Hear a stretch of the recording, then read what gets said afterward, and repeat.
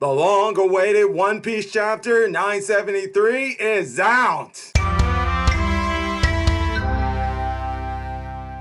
What's up, YouTubers of the world? megageekmixer here to give you guys my review on this week's chapter of One Piece, where finally Kyoshiro's identity is revealed to us. I always knew he was one of the 9 samurai that were told about by Kinemon, and after everything was being revealed about which ones were which and who was who, it was obviously clear who this guy had to be. And I had always hoped that yes, this guy was one of the samurai undercover. I still am gonna say a little disappointed at the same time that he wasn't one, because when he and Zoro clashed, I was very interested in hoping to maybe see that battle. That would have been an interesting battle. But hey, that's okay. I'm fine with that. I'm still glad to know that in the end, my suspicions were right, just like I'm sure everyone else had a suspicion about this Kyoshiro guy being Denjiro. And finally, as y'all know, Denjiro, we were given a flashback of who he was then and how he became what he was.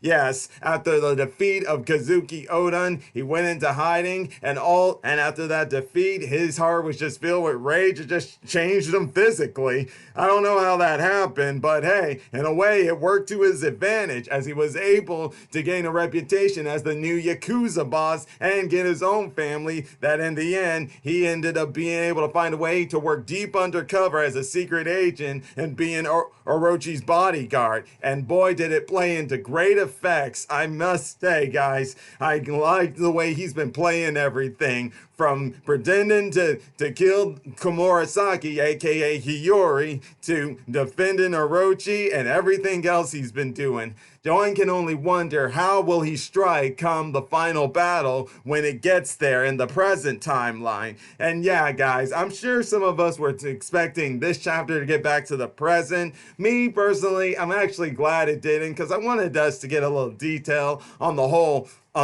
Lady Toki and the kids and the whole castle of Oden's in Kiryu being on fire. Now, unfortunately, we didn't get it as much detail as we wanted to, like I was hoping for. But hey, with the way Oda's been doing with Wano, he's been kind of rushing it, so that doesn't really surprise me. Is it a letdown? Yes, but it still gave us some things here and there, but not enough for me to be like, okay, I love this chapter all the way.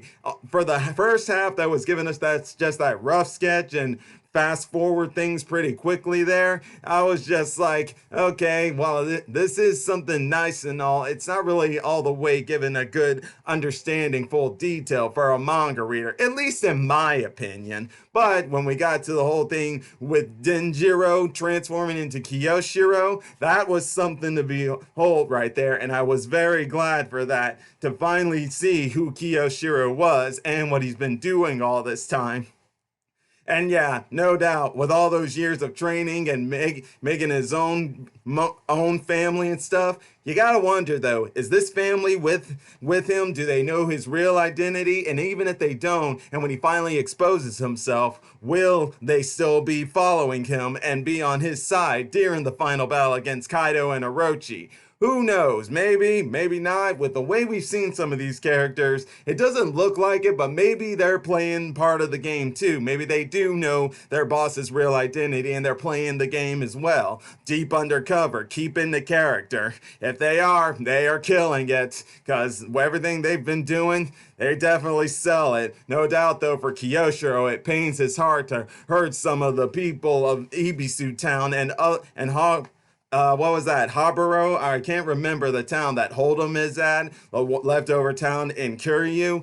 But yeah, no doubt his heart hurts, but he knows bigger picture here. And yeah, that's how it is in the real world. Sometimes you gotta think bigger picture, even though it may scar your heart to do this to all these innocent people.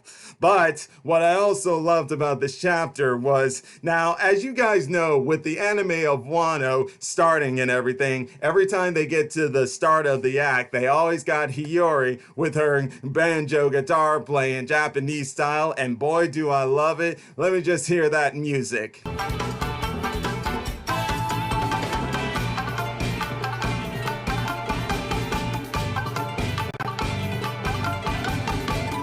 Okay, back on track here. I'm sorry. I just really needed to hear that music. Why? Because in this chapter, we got to see how Hiyori was doing this ever since she was little, as it was showing us a flashback to Oden and his happy times with his family on Roger's ship, and then when they went back to Wano, and it was there that Hiyori was always practicing the guitar playing and everything, and she was getting better at it. Oden was really loving it as well. It was also nice to see that little family bonding moment right there between Oden and his family right there. Short and stuff, but still, I loved it. You could still feel the bond right there. And that it was a very beautiful thing. And then you got other stuff such as Toki making the prophecy, Lady Toki making the prophecy. Now, like I said, this was all during where Oda was kind of rushing that side of things, so the prophecy didn't really all sound like what we were told about it beforehand in the present timeline with how it was said and everything. It just didn't sound as impactful as it would have been. But it was enough to scare Orochi, because how they showed us with him in that bath and they kept telling him to boil it hotter and hotter and he kept shivering no matter what. That was just showing that, yeah, he's scared of that prophecy. And hey, we already know that. Look at him in the present. That shows it well enough that, yeah, he's scared of it. He's paranoid by it. Oh, just imagine when it'll finally happen. That'll be something. But another thing I also want to bring up in the chapter that happened here is that when the samurai were escaping, they had to fight their way through it and stuff. Unfortunately, though, Inuarashi and Nekomamushi were captured, and this is where we saw how their feud started. It's because they were suspecting the other of being the spy. As Kaido mentioned, as we all know in the present timeline, there's a spy within the rebellion, but we found out that this spy has been inside the group ever since Oden was still alive. So it's no doubt one of the 9 red scabbards. And I still have my suspicions, but I'm not really gonna go into detail on that. After narrowing it down and thinking about it a bit, I'm starting to come up with, like most people out there, Kanjuro. Maybe that's him, or maybe it's someone else, but I don't know. I'll elaborate more on that when I make a separate video of that. But moving straight back on in, when Nekomamushi and Inuarashi were captured, we were introduced once again, not fully, but more like a solitude of them, and that was the numbers. If you guys don't know who those guys are, we had a briefing of them before the flashback happened, where they are on Onigashima, and they're being gathered during the whole festival and banquet that Orochi and Kaido are having. They actually captured Inuarashi and Nekomamushi. So no doubt, whoever these numbers are, maybe you could say they're pretty much like Minks, Proud Warriors, or even stronger than Minks. I don't know, Animal Warriors or something like that, but I am very intrigued about them, and I think they might play a big role in this huge battle going forward. Wondering how you gonna beat these guys. I am definitely interested to see what goes on right there in that spot. But is there anything else? Oh yes, I think there is still something else. It was in the fact that no, I think I actually got everything. Maybe I'm just trying to think, is there something else out there? There's not really much out there other than the fact that after Hiyori went with Kawamatsu, but then left him, as we all know the small bits and details from the present timeline, she eventually found her way to Kyoshiro, aka Denjiro, and we found out how like she became the Kawamatsu and was able to still live in the capital without our identity being known. It's all thanks to Kyoshiro. No surprise there. But one's gotta wonder what those two have been planning all this time, because no doubt they've had their own secret meetings and stuff. Some of those secret meetings no doubt had to do with her making herself look like she'd been slain when Orochi was going to, but then it was Kyoshiro who did it and then was able to go out into hiding. And one's got to wonder now, what those two must have a plan in of themselves with what the rebellion is planning. I'm sure they have their intel on what the rebellion's doing, and they're trying to work their plan in with theirs. One can only wonder. But definitely, guys, this was a pretty good chapter. First half, like I said, not so much really, but it was all right. Oh yes, now I remember another thing I almost forgot. We got to see how Kaido had his hands on Momonosuke right there. Yes, he actually was at the castle and was on fire, and he almost threatened to drop that kid. Wow, no wonder that kid's so scared of Kaido after what Kaido did to him. He just better be lucky that Kaido felt pity for how pathetic he felt that the kid was, that he just felt, just let this kid burn with the castle. He ain't worth it. So good lucky on part on that kid's side. And yeah, no doubt that when he sees Kaido again, if he ever sees Kaido again, he is just gonna be scared.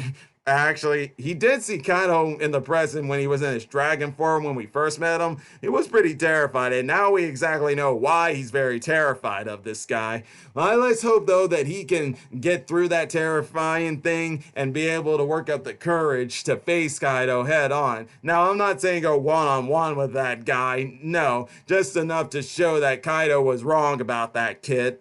But who knows? Either way, though, that's pretty much about all of it, guys. And yeah, like I said, chapter was okay. First half of it, a bit of mixed rush there on Oda's part. But then the one where Kyoshiro being identified as Denjiro, I really loved that part, and I loved how they finally gave us a bit more detail and how Hiyori, who was at first on the run, finally made it back into the flower capital. And now this is no doubt got to be the final part of the flashback, and next week we're definitely going to be in the present timeline, and then we'll see what happens there. I'm guessing next chapter might be a little recap to catch up on our memories, what happened before the flashback. Kind of like what they did in Dressrosa when they did that flashback and they went back to the present. They did a chapter to make us be caught up on where everybody is. So that's what I suspected to be. But either way, not bad of a chapter. And I'll give it, let's say, maybe